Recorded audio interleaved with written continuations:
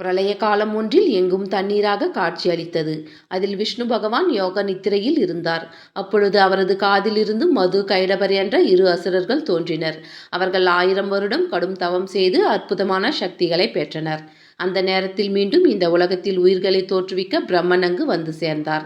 அவரை பார்த்த மது, கைடபர் இருவரும் எங்களுடன் போருக்கு வா என்று பிரம்மனை அழைத்தனர்.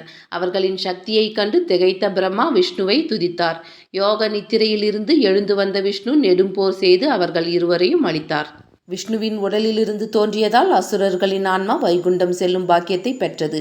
அப்படி அவர்கள் வைகுண்டம் சென்ற தினம் ஒரு மார்கழி மாத வளர்பிறை ஏகாதசி ஆகும். அப்போது அவர்கள் இருவரும் விஷ்ணுவிடம், எங்களைப் போல் இந்த மார்கழி மாதம் வளர்பிறை ஏகாதசி அன்று யார் பரமபத வாசலை கடந்து செல்கிறார்களோ அவர்களுக்கு தாங்கள் மோட்சம் அருள வேண்டும் என்றனர். அதன்படியே பெருமாள் கோவில்களில் மார்கழி மாதம் வளர்பிறை ஏகாதசியில் பரமபத வாசல் திறக்கும் நிகழ்ச்சி நடைபெறுகிறது.